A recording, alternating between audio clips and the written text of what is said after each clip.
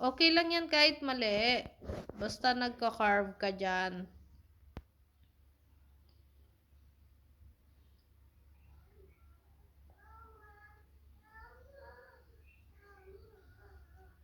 Output mo. Para mataas ang score mo. Kasi fourth grading ngayon na exam eh. Tingin nga Ra, patingin ng soap na gamit mo.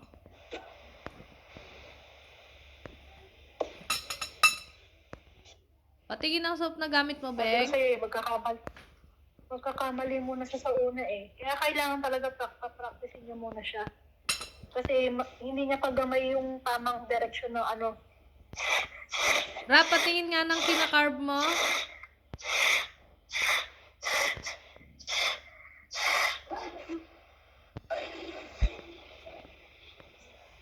Patingin nga ng kinakarve mo, Beng. Ano bang shape ang ika-carve mo, Rat? Yung Anong soap. shape? Patingin nga ng soap. Ba't ang laki ng soap niya?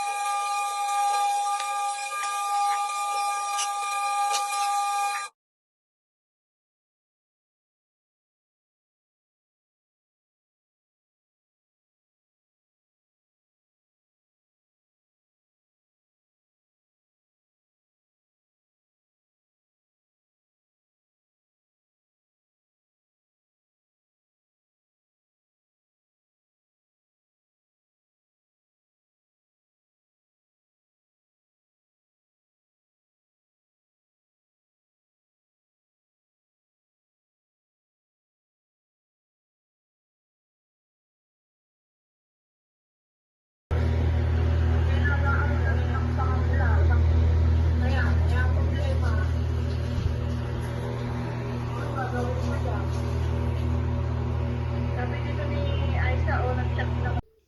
Okay lang yan kahit mali. Basta nagka-carve ka dyan.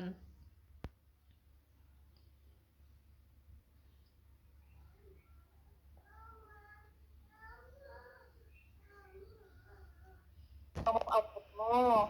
Para mataas ang score mo. Kasi fourth grading ngayon na exam eh. Tingin nga Ra, patingin ng soap na gamit mo.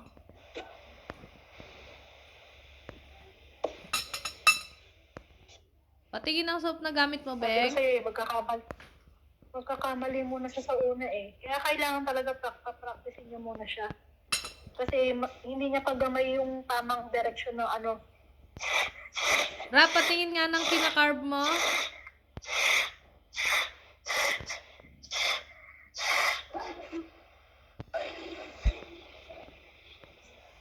Patingin nga ng kinakarve mo, Beng. Ano bang shape ang ika-carve mo, Rat? Yung Anong soap. shape? Patingin nga ng soap. Ba't ang laki ng soap niya?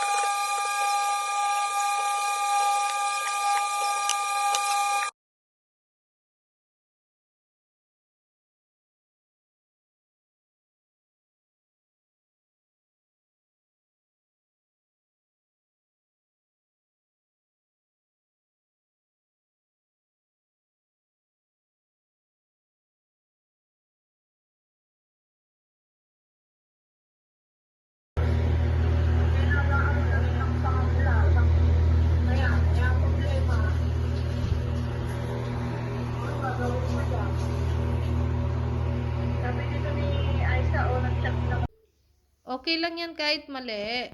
Basta nagka-carve ka dyan.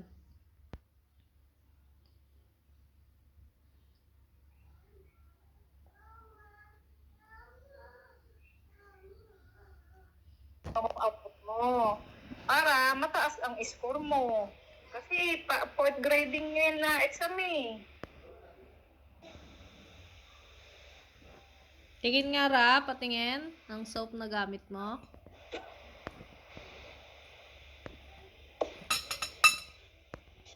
Patingin ng soap na gamit mo, Sabi ko Beng. sa'yo, magkakamali muna siya sa una eh. Kaya kailangan talaga practicein niyo muna siya. Kasi hindi niya pagamay yung tamang direction ng ano. Ra, patingin nga ng kinakarve mo.